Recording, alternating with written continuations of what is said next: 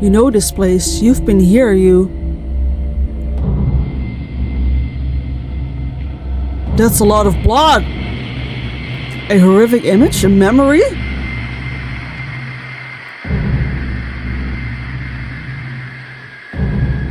What did we do? Are you a monster? Hi everyone, welcome back to my gaming channel. My name is Crux and today we're going to play The Funeral. They call it an existential horror. And you're at a funeral, obviously, and you've got to figure out the dark family secrets. So, let's go! You're in this bleak funeral home, amidst a few other people. Do you know them? They look familiar, but you're not sure if you've ever seen them before. Okay guys, so this is the same developer as The Hospital. It's a bit of a narrative horror game. It is maddening, the sense of familiarity. For some reason you are certain that you ought to be knowing who they are, yet why can't you remember their names? The funeral service appears to not have started yet. The mourners stand before the casket, nameless and lost in thought. And who are they mourning? Well, this guy, we know him, right or not? Why are you even here? We don't know why we're here? The coffin is sleek, of dark ebony, the coffin of a poor man. The picture atop it, the face. Is that your picture? Am I here? Am I the ghost here? A sense of alarm and disorientation grips you. What is happening? How could your photo be atop the coffin? A knowledge rises, like the rising of some dark tide or horrific memory, that it recedes before you can identify it. You turn to the mourners, just a handful of people really, about 4 or 5, hanging back in the shadows. Only 3 people are in the front row. Clearly the dead man wasn't very popular! You approach the 3 nearest coffin. They look at you as unseeingly, as if they are looking past you. A woman in her 50s bearing an air of faint sorrow. Her eyes are distant, testament to a lifetime of grief. This is also a bit of visual novel, I guess. Again, there's a sense of aching familiarity. You're certain that you know her, but that knowledge is locked away somehow and you're unable to get it. Beside her, a young man in his 30s, a guarded expression and an air of restlessness, as if he would much rather be elsewhere. A sight of him troubles you, but you are not sure why. Beside him is a pretty young girl in her 20s. Her expression is subdued, thoughtful. The sight of her inexplicably strikes you like a blow. It takes some effort for you to regain your composure. Just as you approach them, a strange thing happens. What happens?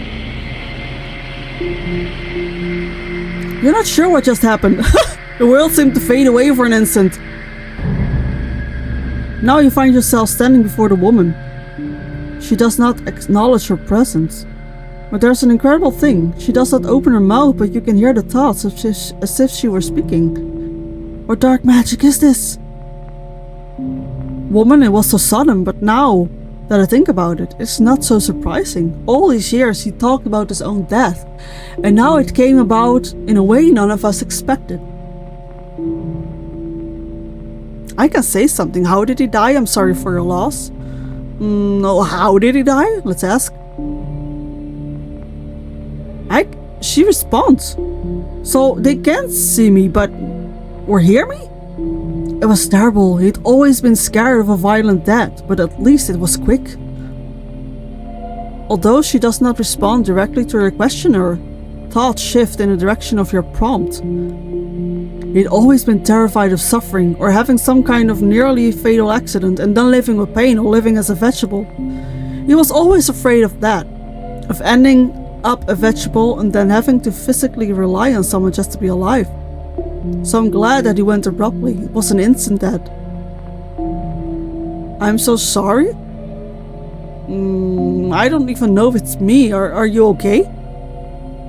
Their grief comes and goes. I still can't believe he's gone, even after all that has passed between us. You sense her thoughts shifting to the young man and woman beside her. I'm more worried about them. They've had to put up with a lot. Matthew's already growing distant. He was warm for a while when he first arrived, almost like his old self. Am I Matthew? Oh no, it's my son? Now he's gone back into his rotting shell, like father, like son. At least Priya is thawing a little. Her thoughts fade away for an instant. It's incredible how one incident can destroy everything, tear our family apart and keep us apart all those years ago, and it still haunts us. Matthew and Priya, your kids? What incident, what happened? No, I want to know. I want to know what happened, but I also want to know who it is. I think Metoo and Priya are her kids, yeah. I think this is me, so I'm gonna go with what happened. I realize now that I've been avoiding thinking about that for a long time. Maybe that's how you survive. You clamp down on the hurtful memories, lock them away in a box and never open it and never look in. Because if you do, they'll shove at you until you break. God knows it's nearly destroyed the kids. And Matthew adored his father, worshipped him really, and Priya was his princess. See, we know, by asking this question we get to know them too. All of that an illusion so rudely turned away. Maybe now that he's gone, it's time to open the box and look at the terrible stuff in there. Maybe I should no longer run away from it. Her words evoke that sense of bitter agony. You want to reach out and comfort her, but you hesitate. Wouldn't that be inappropriate? There's a maddening feeling of familiarity again, an ache that seems to tell you that you know this woman, and another emotion threading through the sorrow. Shame. I don't mean to pry, but what happened? I'm sorry, it's none of my business. No, I'm prying. Even as he asks a question, a deep dread fills you. Maybe you don't want to know the answer. Maybe you should not even ask it. The woman sighs deeply, intense grief bubbling up inside, a wellspring of it so powerful that for a moment you fear you will be drowned in it, before you can catch her thoughts.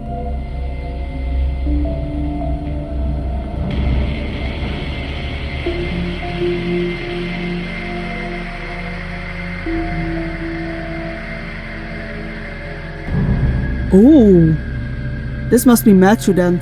So guys, last time that I played the visual novel, it was Pink Noise. I didn't find that to be that scary.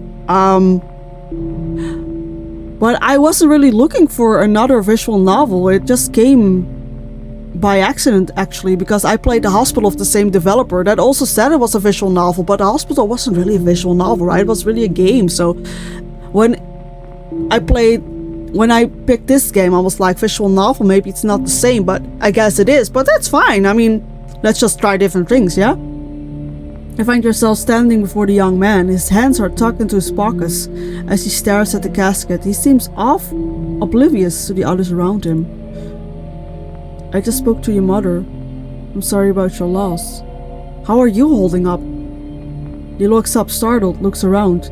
He does not look directly at you. He does not acknowledge your presence. For some reason, this does not offend. In fact, weirdly, for reasons you cannot understand, it seems the most natural thing in the world. As before, you hear his thoughts, as if in response to your question. I could have sworn I heard something. I must have been hallucinating. I guess that's what not sleeping for 2 days does to you. Soon as this is over, I'll head back to the room, pop a couple of V's, and get knocked out. Though I'm not sure I can.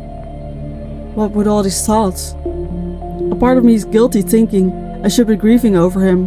He was my father after all, and then another part of me, the larger part, doesn't care at all. Do I really feel anything, any loss? It's strange, I feel nothing. That's such an awful way to feel about your father's death, but is it really? When was the last time I spoke to him? Maybe 4 years now? I'm not angry. I think the years has softened the anger. I'm just apathetic, really. When I got a call, it was almost like Ma was telling me about someone else's death, a stranger's. So the family became distant. Your mother does seem badly affected.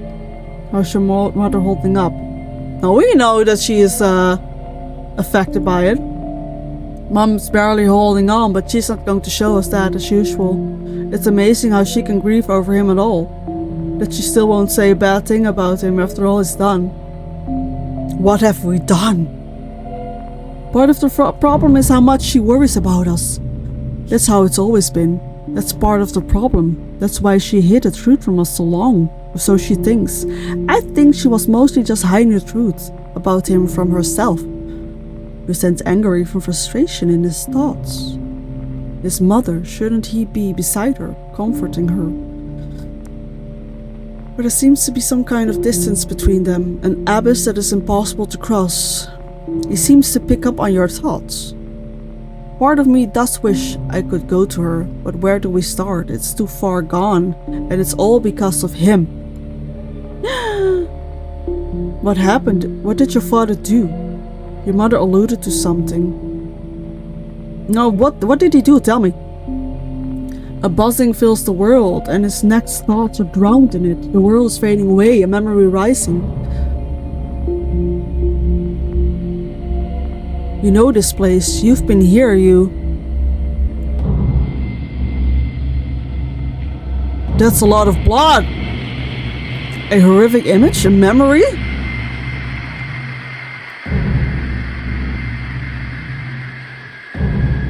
What did we do? Are you a monster?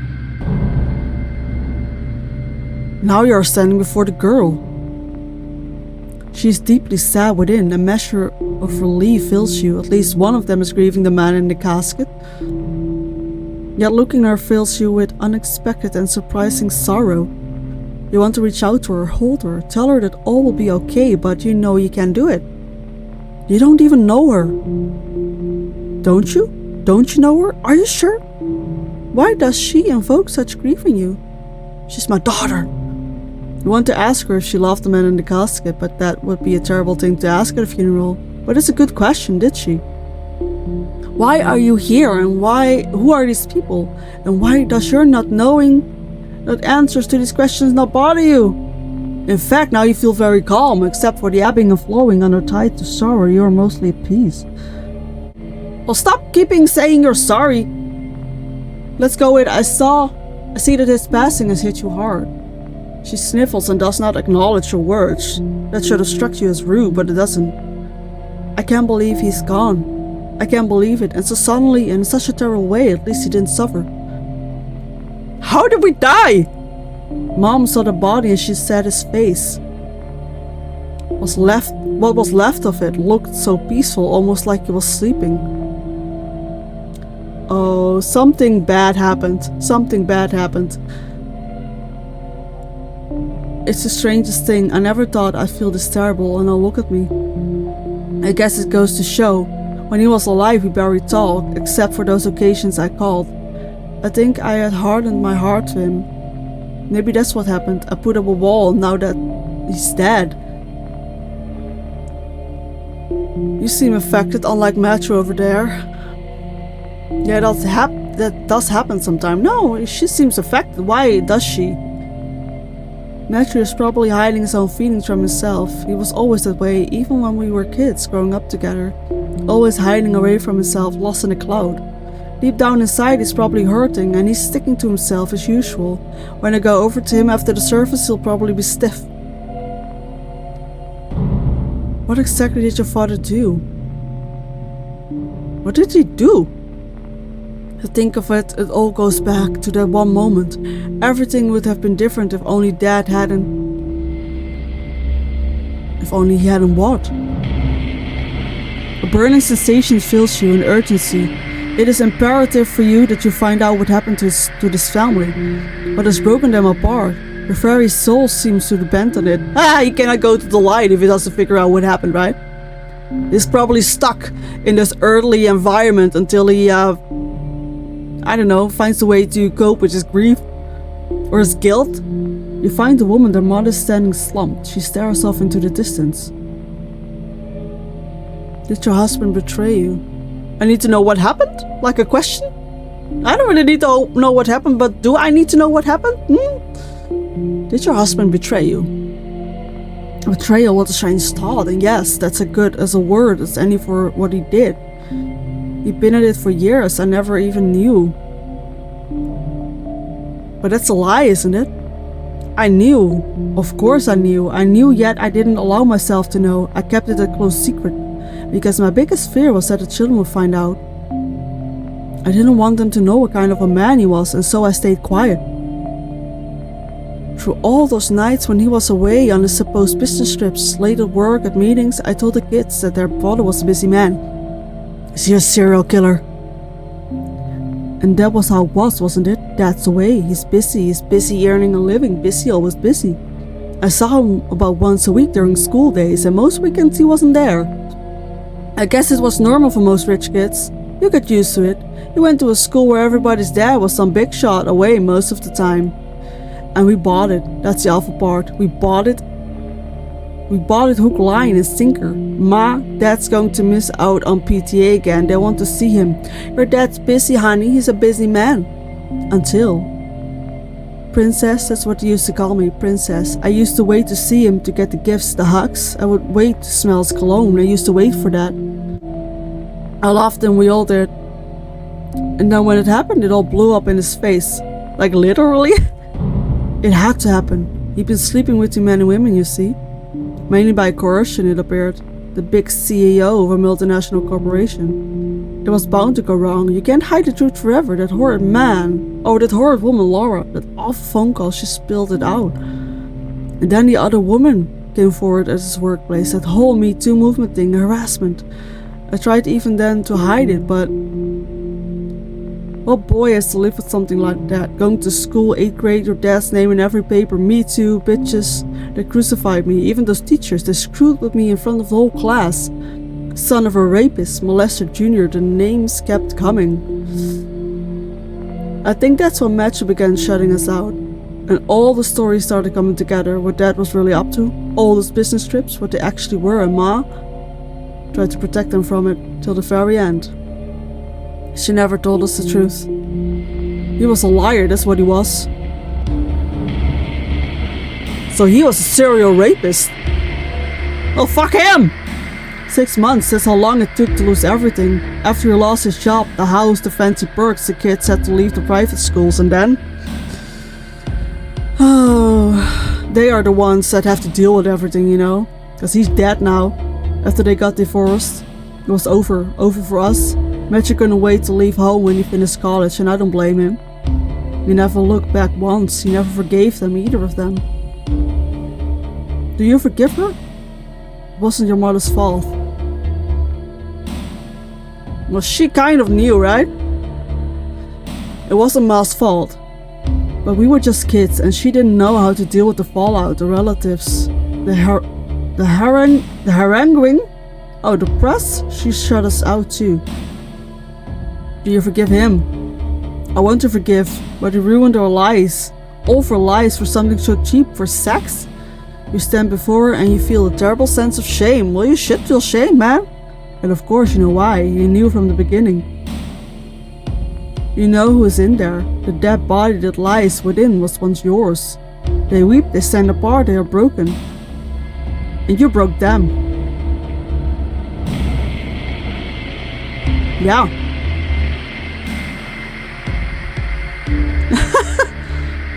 Okay. Thank you for playing. Well, it wasn't really playing, you know. It was a visual novel, but I like this one. It was short, a short, scary story, and you actually knew from the beginning that he was you. Well, of course, the protagonist told you because he felt like that he was you. But I did like how the story slowly unfolds, like that you get to know what happened, but you don't really know what happened to him. I mean, he killed himself, right? Or did someone kill him because his face seemed to be all smashed? Maybe he shot himself in the head or something. But I think it's cool. Some visual novels, I mean, it's the second time playing it, but it was fun. I wouldn't want to do this all the time because I also want to play a game. I didn't really feel like the dialogue options had any real significance other than that you, as a player, have the agency to have interaction, you know, to do something. But I did like the story. I do like how this developer raises awareness on a lot of subjects, so Great job. And hope you guys enjoyed this, and hope to see you again next week for another game, another episode. And if you like this, please subscribe. You can see more of me playing games, more of my videos. And as they say in the Netherlands, dankjewel, tot ziens, tot de volgende keer. Doei!